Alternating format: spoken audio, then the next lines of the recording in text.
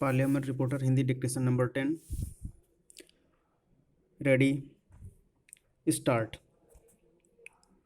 महोदय, केंद्र और बहुत से राज्यों में शासक दल के बहुमत में कमी हो गई है। कुछ दूसरों में एक या एक से अधिक दलों ने जो पहले विपक्ष में थे सरकार बनाई है।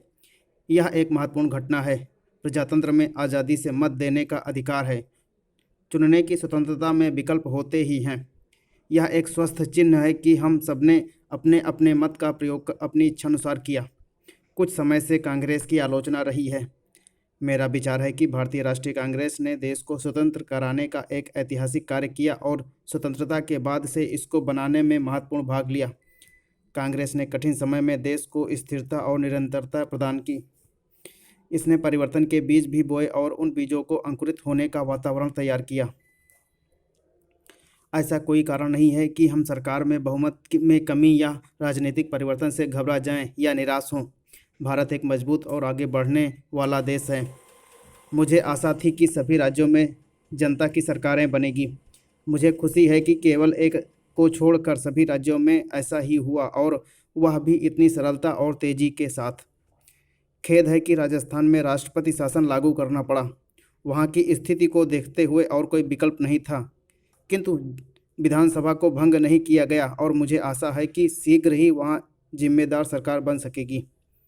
बाकी सभी राज्यों में मंत्रिमंडल बने और वह चाहे किसी भी दल के हों, सब प्रजातंत्र, धार्मिक निरपेक्षता, सामाजिक न्याय तथा अवसर की समानता के नियम पर आधारित एक नए संगठित तथा समृद्ध भारत को बनाने के जोश भरे प्रयास में केंद्र के बराबरी के साझीदार हैं।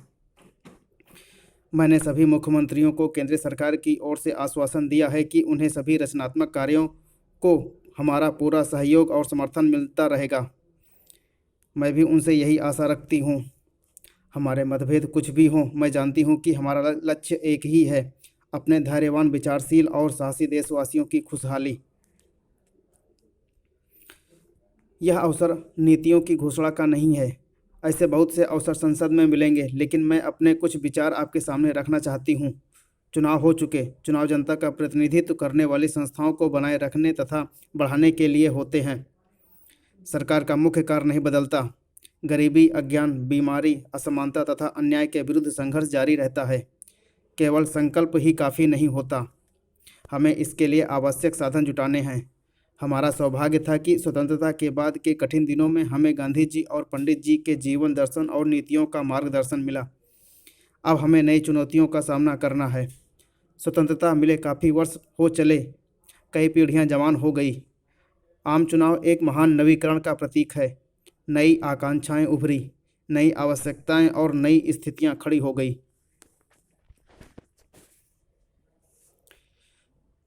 महोदय, पिछले कुछ वर्षों से और विशेषकर पिछले वर्ष कभी कभी भ्रम के कारण सरकार और जनता के बीच तनाव का वातावरण बना। मुझे विश्वास है कि हम में से हर एक को हिंसा या दबाव का रास्ता अपनाए जाने पर चिंता है। संसदीय लोकतंत्र में ऐसे तरीकों के लिए कोई साधन नहीं है। देश के शासन तथा निर्माण की जिम्मेदारी भी सभी साझीदार हैं और कोई भी व्यक्ति या वर्ग इससे अलग नहीं रह सकता। मेरा यह प्रयास होगा कि देश के अधिक लोग विचार विमर्श और कामों में हिस्सा लें। हम प्रगति में सबको हिस्सेदार बनाना चाहते हैं। अल्पसंख्यकों, आदिम जातियों, हरिजनों, पहाड़ी इलाकों तथा दूसरे पिछड़े और अभावग्रस्त क्षेत्रों की ओर ध्यान न देकर विशेष काम करने की आवश्यकता है। मैं इसके लिए वचनबद्ध हूँ। हमारी विशाल और विविध आबादी का कोई भी हिस्सा यह न समझे कि हम उन्हें भूले हुए हैं। उनकी उपेक्षा से हम सबकी हानि होगी। बिहार, उत्तर प्रदेश तथा अन्य सूखाग्रस्त क्षेत्रों की जनता की ओर इस समय मेरा ध्यान है। चालू वर्ष में गल्ले की बहुत कमी रही। हमें बढ़ते हुए दामों के चक्र को नियंत्रण में लाना है और अधिक रोजगार देना है। इन लक्ष्यों की प्राप्ति के लिए विशेष कार्यक्रम आरंभ किए गए हैं। योजना में तो इनका विवरण होगा, परंतु इसका उत्तर दो शब्दों में है: अधिक उत्पादन खेतों में और कारखानों में। इसके लिए काम करना है। मैं तो परिश्रम और निरंतर काम का एक ही बदला जानती हूँ, वह है और अधिक काम। आर्थिक क्षेत्र में हमारा लक्ष्य है स्वदेशी और आर्थिक स्वराज्य, और हमें यह दिखा देना है कि अपने पांव पर खड़ा होना केवल हमारा लक्ष्य नहीं बल्कि हमारा कर्म है।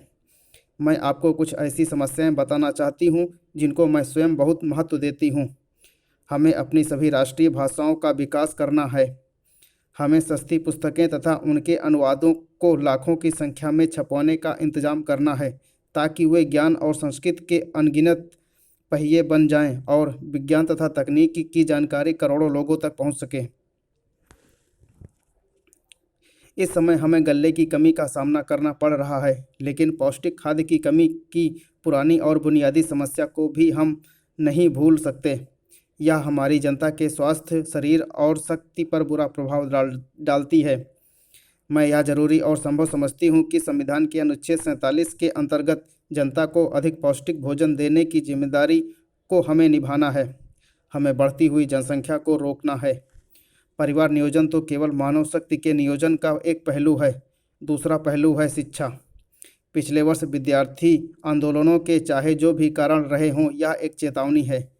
हमारी शिक्षा पद्धति का शीघ्र ही सुधार होना चाहिए। इस संबंध में हम जो कुछ भी करेंगे उससे हमारी आगे आने वाली पीढ़ियों के ढांचे ढलेंगे। जो कुछ हम करना चाहते हैं